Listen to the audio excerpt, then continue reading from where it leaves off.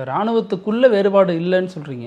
ஆனால் வெளியில் இருக்கக்கூடிய ஒரு நபர் இராணுவத்தை நோக்கி கமெண்ட் பண்றாரு அப்படின்னா அதற்கு என்ன நடவடிக்கை இராணுவத்தால் எடுக்க முடியும்? குறிப்பாக எடுக்க மாட்டோம். இல்லை குறிப்பாக சார் சிலர் வந்து இப்போ இராணுவம் வந்து இஸ்லாமியர்களுக்கு ஆதரவாக இருக்குது, அல்லது இவங்களை வச்சு நாங்கள் அவங்கள அட்டாக் பண்ணிட்டோம், அப்போது உங்கள் சகோதரர்களை வச்சு உங்களை அட்டாக் பண்ணுறோங்கிற மாதிரியான விஷயங்களுக்குலாம் அதெல்லாம் வந்து இராணுவம் என்ன செய்யும், நெக்லெக்ட் பண்ணிட்டு போயிட்டே இருக்கும்.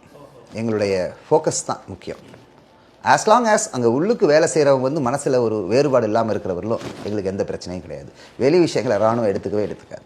இராணுவம் purely very very very deeply into it's focused target, focused aim, focused அவருடைய அப்ஜெக்டிவ். ஸோ அதனால் வந்து அதாவது கமெண்ட்ஸ், விமர்சனங்கள் அண்டு கேலி இதுக்கெல்லாம் வந்து ஜாஸ்தி அங்கே இடமே கிடையாது. சில அவதூறுகள் வந்தாலும் போயிட்டே இருப்போம். நம்ம அவதூறுகள் அது பாட்டுக்கு போவோம். பட் நாங்கள் வந்து கரெக்டாக இருப்போம். ஏன்னா நம்ம கரெக்டாக இருந்தோம்னா அது அவதூறுகள் என்ன ஆகிடும், பொய்யாக்கப்படும் போது அவதூறுகளை பற்றி கவலைப்பட வேண்டியதில்லை. அண்ட் செகண்ட்லி, இந்தியா மாதிரி ஒரு ஃப்ரீ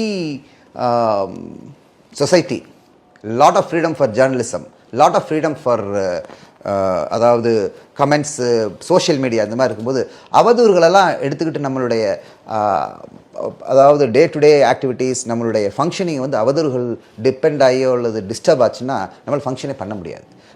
நம்ம கரெக்டாக போயிட்டுருக்கணும். உண்மையிலுமே ஒரு தப்பு நடந்தாலும் அந்த தப்பு வந்து இன்வெஸ்டிகேட் பண்ணி அதை சரி பண்ணணுன்னு தான் சொல்லுவாங்க ஒழிய அதை வந்து நாங்கள் அந்த தப்புன்னு உடனே அந்த அவதூறுக்கு என்ன செஞ்சுட்டு இருக்க மாட்டோம். கவுண்டர் லாஜிக், கவுண்டர் நரேட்டிவ் பண்ணி டயத்தை வேஸ்ட் பண்ணிட்டு இருக்க மாட்டோம். We will keep going in our focus and path. அந்த பாத் கரெக்டாக இருக்கும். அது மட்டும் நான் முதல்ல சொன்ன மாதிரி என்ன பாத், அதாவது நமக்கு நிஷான், அந்த பாத்தில் போயிடும். எதற்காக கேட்குறோன்னா சார், வெளியிலேருந்து சொல்லக்கூடிய ஒரு கருத்து ஒற்றுமையாக இருக்கக்கூடிய இராணுவ கூடாரத்தில் ஒரு சின்ன சலசலப்பை ஏற்படுத்த வாய்ப்பு இருக்கும். அப்போ அந்த மாதிரி நேரம் வாய்ப்பு இல்லையே. நாம் இப்போ சொல்லும் போதே நம்ம வந்து ஃபோக்கஸ், அதாவது ஒரு டிஃப்ரென்சியேஷனுக்கு வந்து ஸ்கோப்பே இருக்காது அங்கே. அதாவது டிஃப்ரென்சியேஷனுக்கு ஸ்கோப்பே இருக்காது. இருந்தால் தானே இவங்க சலசலப்பு வரும். இல்லவே இல்லையாங்க. எல்லாரும் வந்து நம்ம யூனிட் வந்து எல்லாருமே ஒரே ஒரு பாயிண்டில் இருக்கிறோம்னு நினைக்கும் போது வேற ஒரு பாயிண்டில் இருக்கிறவங்க நினைக்கிறதுக்கு அர்த்தமே கிடையாது. அண்ட் வேற ஒரு பாயிண்டில் இருக்கும் நேரம் நினச்சா அதை வந்து வேற வழியாக நாங்கள் டீல் பண்ணுவோம்.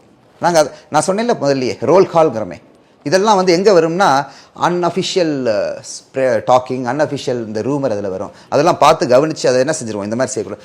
போதனைகள், சிறந்த போதனைகள், மாரல் லெக்சர்ஸ், இது வந்து என்ன செய்யும், நம்மளுடைய ட்ரூப்ஸுக்கும் நம்மளுடைய ஆஃபீஸர்ஸை என்ன செஞ்சு வைக்குது, வெளியில் இருக்கிற கெட்ட காற்று, துர்காற்று நம்மளை தாக்காமல் இருக்கிற மாதிரி நாம் வந்து என்ன செஞ்சுக்கிட்டே இருப்போம், அவங்களை சொல்லிகிட்டே இருப்போம்.